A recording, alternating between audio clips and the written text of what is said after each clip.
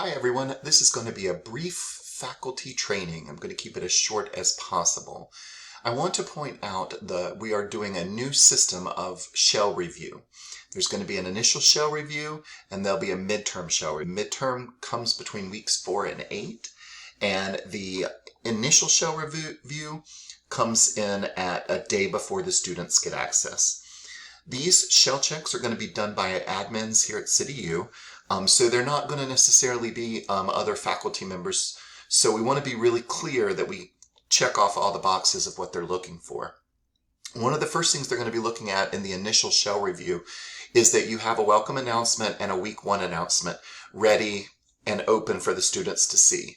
Now, you know, it's my preference that we always email announcements as well, but you're going to wait. I email the welcome announcement out on Friday once students get access, and then the week 1 announcement I email out on Monday. We do have students who don't actually look at the announcements because they expect emails, so make sure you are emailing them. Then you want to be sure all the rest of the announcements are hidden and just push them to a forward date. I'm slowly working through all the announcements to get that pre-hidden for you, but there are still going to be a few classes where you're going to have to do that yourself.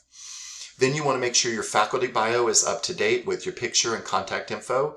Make sure there's a program director bio and a library bio, and then anything else in there is hidden.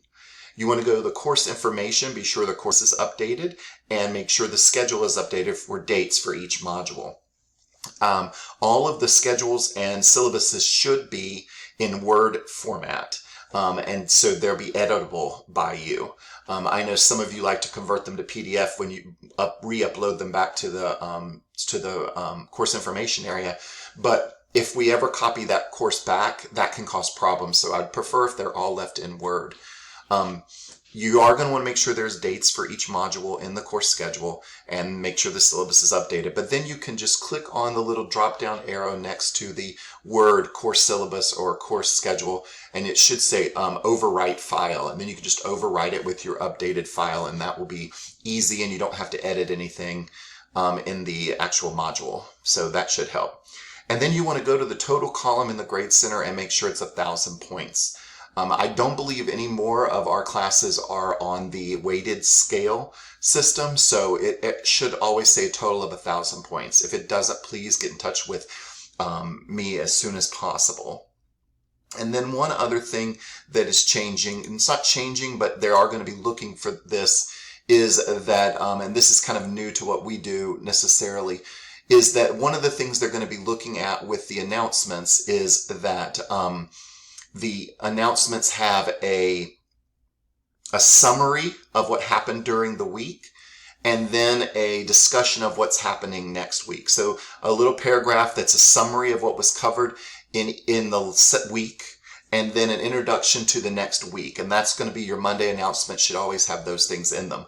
Many of our classes do, but some of them don't have the review of the previous week. So be sure that you add those to the announcements. That will help us to make sure that that is covered. The other thing is communicating with the students through the course shell. This is going to be evaluated during the mid-course check-in. Make sure that the announcements have been going out, the emails have been going out, and the discussions have been addressed.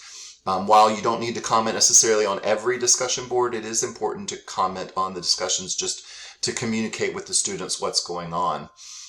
You can also do a summary of the discussions and post that in the discussion board if you would rather do that than individually answer each student.